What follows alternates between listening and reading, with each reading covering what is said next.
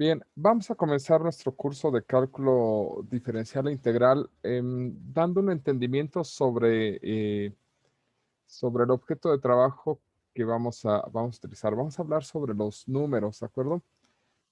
El detalle sobre los números es que se nos hacen complicados porque de origen son algo complicados. Un número como tal no existe. Generalmente nosotros hacemos relaciones para poder contar, pero en realidad los números como idea este, no existen, son construcciones mentales y el problema es que nos cuesta trabajo comprenderlos.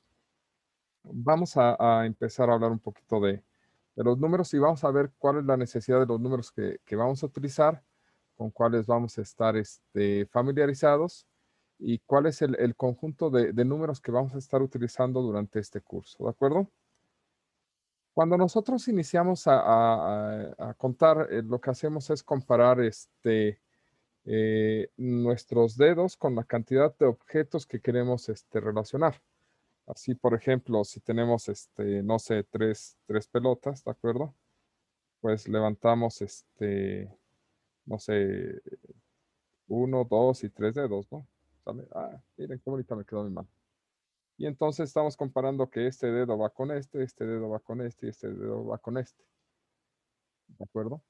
Y de aquí nosotros hacemos un enlace a decir, bueno, estos tres dedos los vamos a relacionar con algún símbolo, ¿de acuerdo? Este símbolo nos va a representar pues, que tenemos tres dedos levantados o tres objetos del tipo pelota, ¿sale? Pero este símbolo no tiene sentido si lo separamos del objeto de que estamos contando. Es decir, podemos decir tres dedos y pensar en esto, o tres pelotas, ¿sale? O tres árboles, ¿sale? Si yo les digo tres algo, rápidamente pueden imaginarlo. Piensen en tres elefantes. Y estoy seguro que en sus mentes llegaron a la idea rápidamente de tres elefantes, ¿de acuerdo? Pero si les pido piensen en tres, ¿de acuerdo? Suceden dos cosas, ¿de acuerdo? Algunos pensarán en tres algo, es decir, tres cosas, ¿de acuerdo? Tres objetos que puedan contar o en el cual estén contando tres.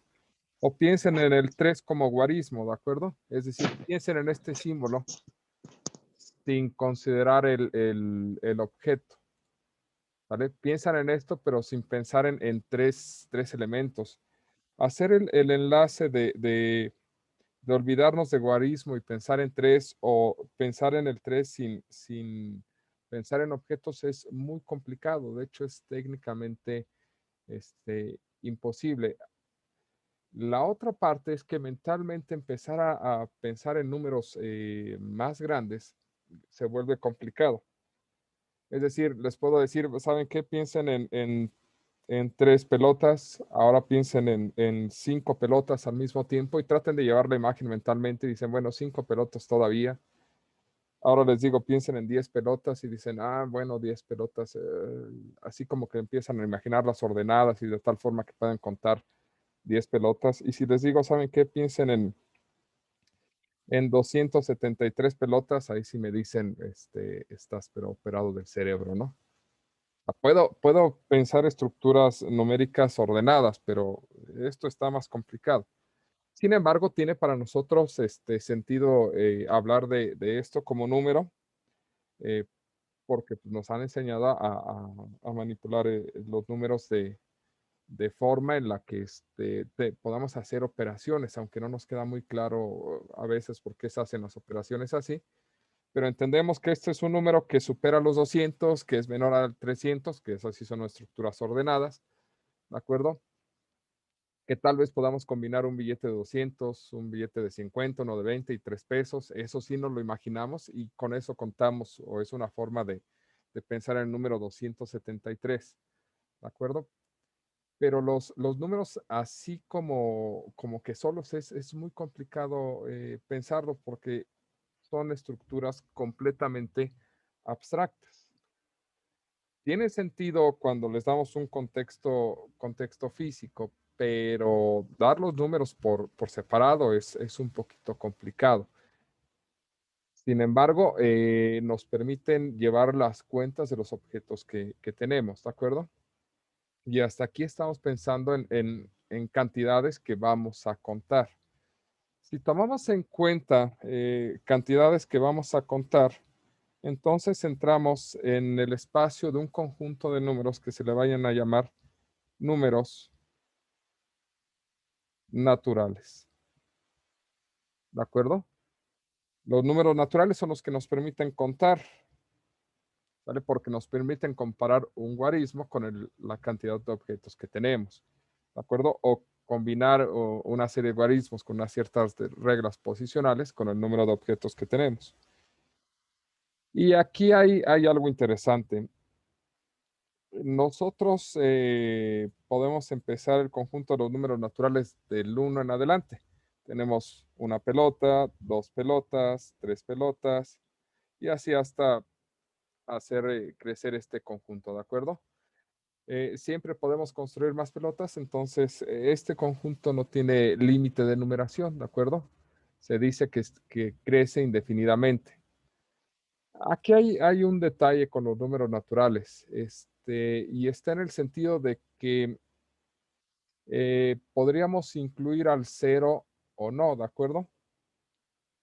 ¿Por qué podríamos incluir al cero o no? En nuestro caso lo vamos a incluir, pero es una discusión muy fuerte entre matemáticos si el cero debe de ser incluido o no.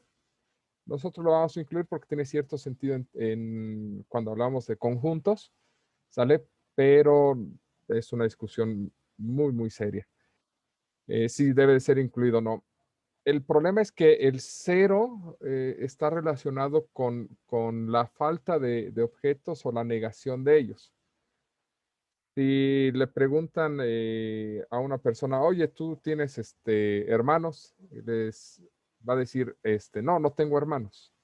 No está diciendo tengo 2 hermanos o tengo 3 hermanos. Les va a decir, les va a negar la existencia de hermanos, ¿de acuerdo? El cero como número y como concepto cuesta mucho trabajo. Generalmente se refiere al vacío, a la ausencia. Por eso es que es parte de la discusión de si de principio debe ser un número o no. Una de las cosas que nos interesa hacer con los números son operaciones. Y las dos operaciones básicas que tenemos son la operación suma y la operación producto, ¿de acuerdo? O multiplicación, suma y producto, ¿de acuerdo? Bueno, pues estas dos operaciones tienen operaciones inversas, la resta y la división. Dentro, bueno, nosotros diremos que una operación es cerrada dentro de un conjunto, es decir, eh, que la operación tiene resultados dentro del mismo conjunto. Si al agarrar dos objetos de ese conjunto, digamos que tenemos dos números naturales, A y B, la operación, ¿sale? El resultado de la operación cae dentro del mismo conjunto, ¿de acuerdo? Eso significa que sea cerrada, ¿de acuerdo? Es decir, tomemos dos números naturales que quieran, los que se les ocurra, ¿de acuerdo?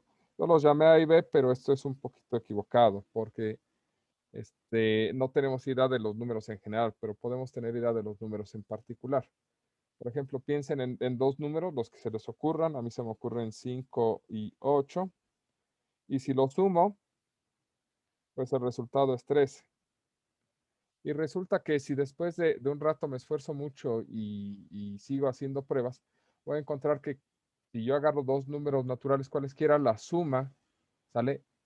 Es un resultado o el resultado de la suma es otro número natural, ¿de acuerdo? Este número es un número natural. Entonces la suma, para el caso de los naturales, es cerrada, ¿de acuerdo? La multiplicación también lo es. Si agarramos dos números naturales cualesquiera, por ejemplo, 7 por 4, esto es 28, y esto también es un número natural. Y resulta que no importa qué números naturales agarre, si ustedes los multiplican, el producto va a caer dentro del conjunto, es decir, es cerrado en los naturales ante la suma y el producto. Sin embargo, no incluyen a sus operaciones inversas. La resta de dos números naturales no siempre es un número natural. Por ejemplo, 11 menos 4, pues esto nos da 7 y esto sí es un número natural, ¿de acuerdo? Pero podríamos tener ¿qué será? 8 menos 11 y esto es medio raro, ¿de acuerdo? Si el 11 estuviera primero, pues el resultado sería 3, pero como lo que estamos haciendo es a 8 quitarle 11, estamos teniendo el resultado algo como esto, pero este símbolo de aquí no está en los números naturales. Entonces, o este número no existe, o tenemos que aceptar su existencia y entonces ampliar el conjunto de los números naturales.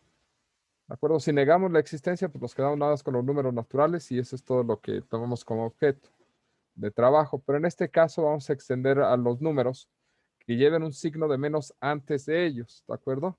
Que nos van a indicar la falta de elementos dentro del conjunto, ¿sale? Y ese tipo de números los vamos a llamar negativos. Entonces a los números naturales le vamos a agregar un cierto tipo de números que van a ser los números negativos y creamos un nuevo conjunto numérico que se llama los números enteros. Los números enteros que se denotan con la letra Z, pues ya se extienden desde hacia los negativos de manera indefinida, ¿sale? Pasan por todos los negativos y se extienden por los positivos, ¿de acuerdo? Ahora los naturales son números positivos y estos números de acá son números negativos. Y con los números enteros ya cubrimos esta deficiencia, la falta de cerradura, ¿de acuerdo? Con la falta de cerradura de la operación a inversa a la suma, que es la resta.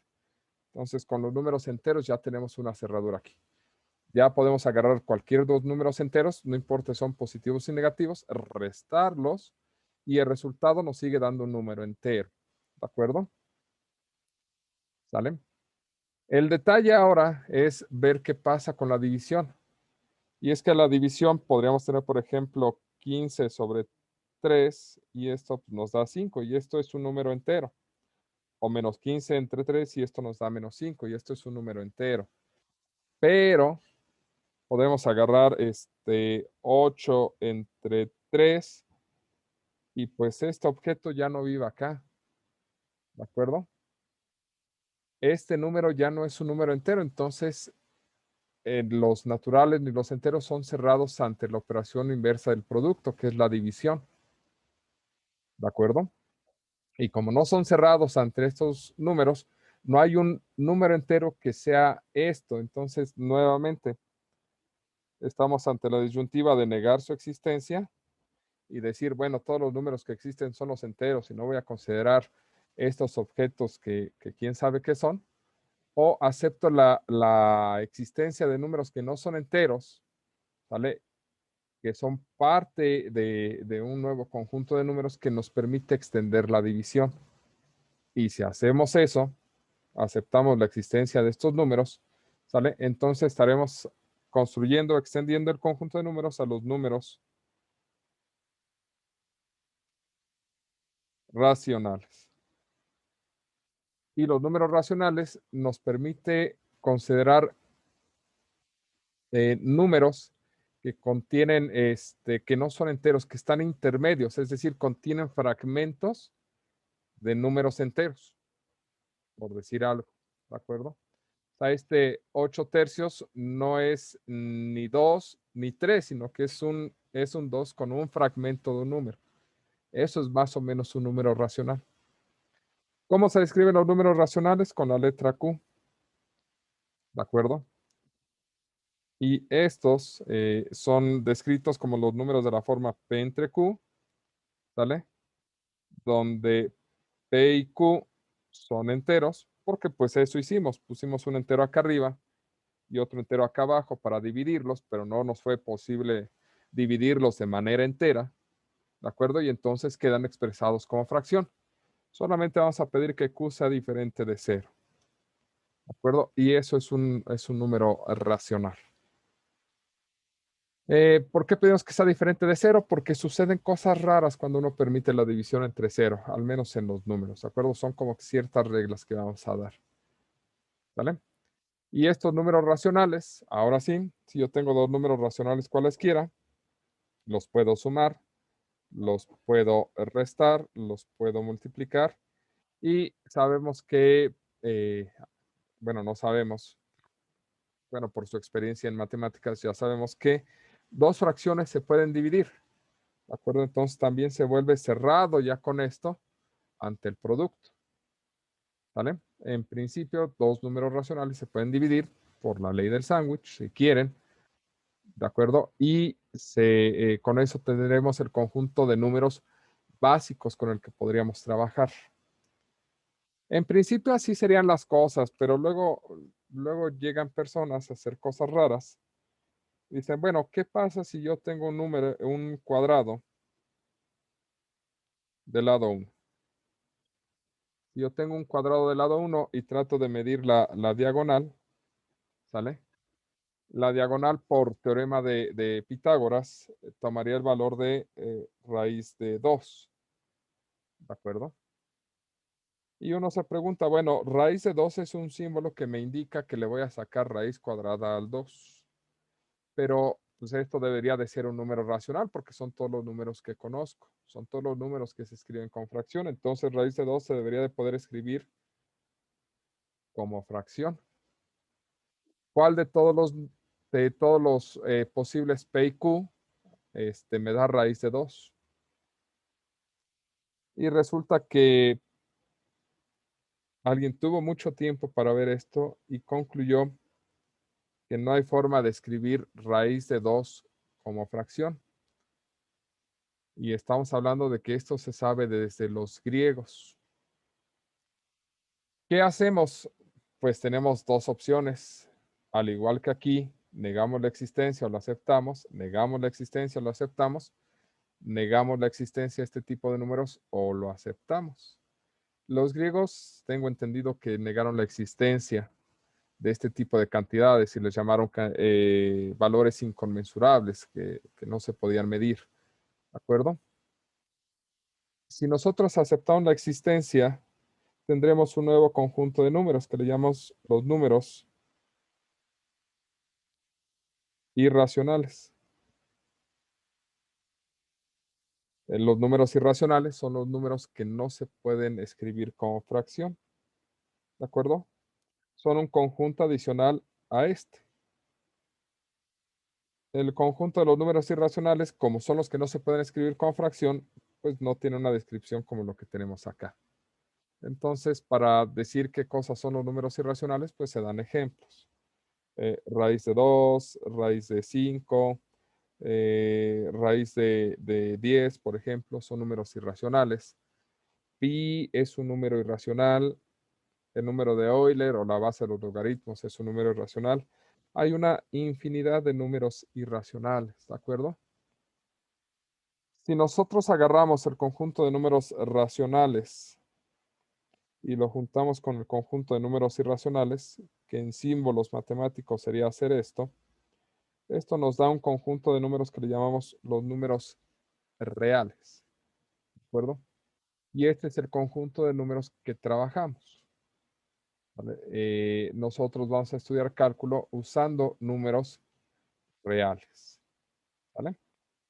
Vamos a describirlos. ¿Dudas hasta aquí? ¿Preguntas? No. No. No, profe.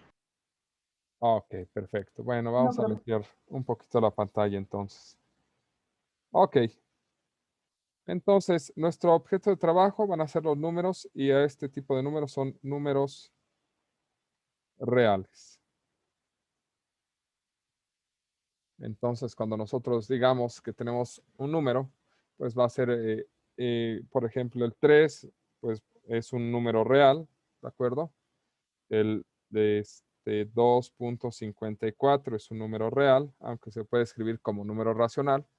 Este símbolo en realidad significa 254 sobre 1000, que este es un número racional, y al ser un número racional, pues también es un número real, ¿de acuerdo? O podemos tener pi, que no se puede escribir como número racional, pero sí sabemos que es un número irracional y por lo tanto es un número real. Todos estos son números este, racionales. Cuando nosotros tenemos el valor del número, estamos en el ámbito de la aritmética. Cuando queremos generalizar este objeto, decimos x es un número, ¿vale? Estamos en el ámbito del álgebra y lo único que estamos diciendo o lo que estamos tratando de decir es que x es un valor o es un elemento del conjunto de los números reales, que puede ser eh, natural o entero o racional o irracional o simplemente un número real. Si queremos que pertenezca a alguno de los otros subconjuntos de los reales, lo que tenemos que hacer es expresarlo de manera precisa, ¿de acuerdo? Es decir, diríamos, sea n un número entero, ¿de acuerdo? Entonces ya sabemos que n es un número entero. Por principio, cumple con todas las propiedades de los reales, ¿vale? Se puede sumar, se puede restar, se puede multiplicar, se puede dividir, ¿de acuerdo? Pero tiene la propiedad de que no es un racional o no es un irracional, ¿de acuerdo? Es un número del tipo entero y por lo tanto pues ya sabemos más o menos cuál es la estructura de estos números. Pero en general, cuando hablemos de números, vamos a hablar de números reales, ¿sale? Aquí una pregunta que es válida hacerse, ¿de acuerdo? Es, bueno, vamos a trabajar con los números reales, pero ¿son todos los números que existen? Y la respuesta es no, ¿de acuerdo? Se puede extender el conjunto de números. Nosotros tenemos entonces los números reales y de pronto queremos resolver una ecuación, ¿de acuerdo? Digamos x cuadrada más 1 igual a 0. Con las reglas que conocemos para resolver ecuaciones nos daría x cuadrada igual a menos 1, ¿de acuerdo? O resolviendo esto es x igual a la raíz de menos 1. Y la pregunta es, bueno, ¿qué valor dentro de los números reales representa raíz de menos 1? Así como cuando nos preguntamos qué fracción p entre q representa raíz de 2, ahora nos preguntamos qué valor dentro de los reales representa al menos 1. Y pues eso significaría que un número por sí mismo nos diera menos 1. Si fuera un número positivo, positivo por positivo nos da un número positivo. Entonces, por principio no podría ser un número positivo el que nos diera al multiplicarse por sí mismo menos 1. Ahora, un número negativo por sí mismo sería multiplicar negativo por negativo y negativo por negativo es positivo. Es decir, tampoco un número negativo satisface esta relación de que al multiplicarlo por sí mismo nos dé menos 1. Es decir,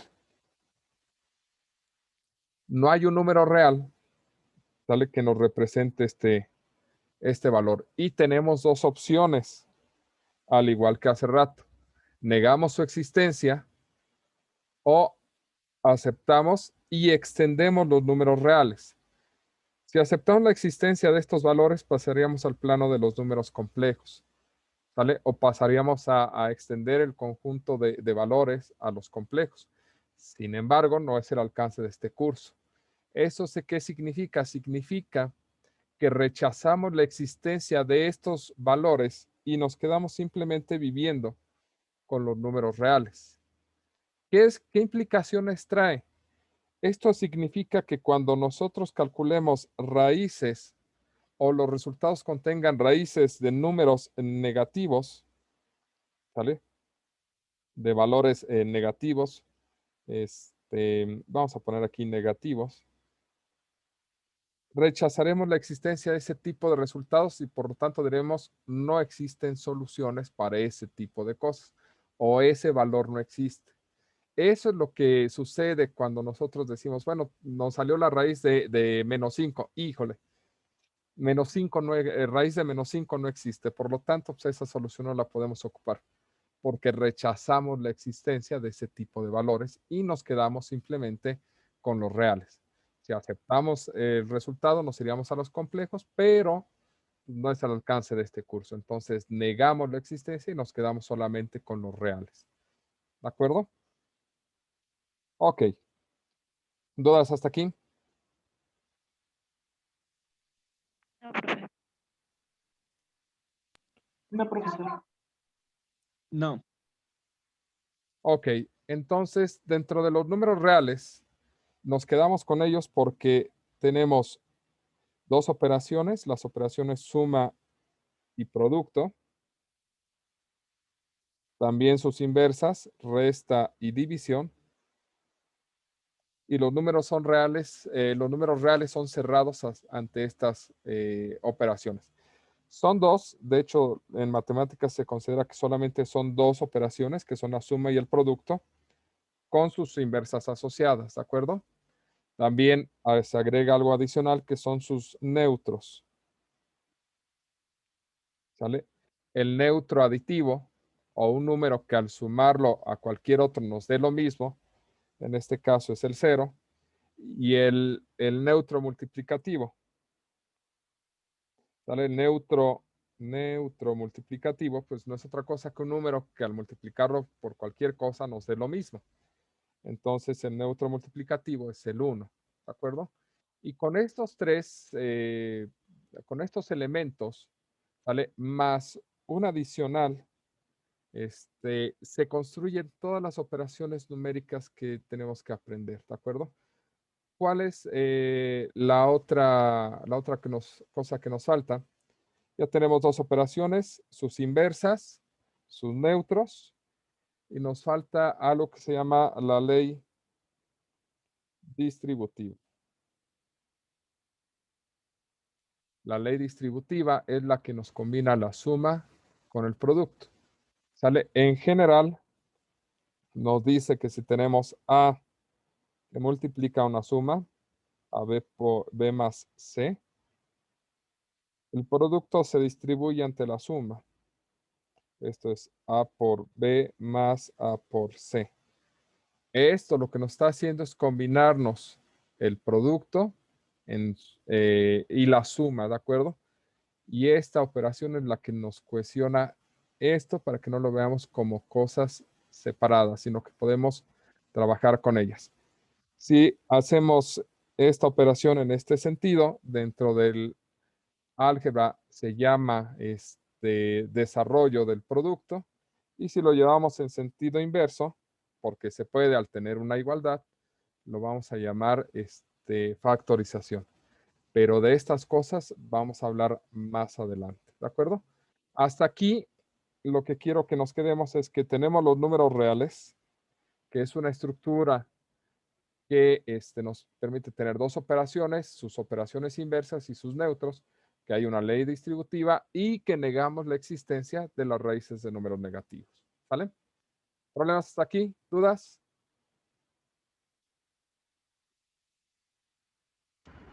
No, profe. Perfecto. Bueno, pues con esto terminamos esta parte.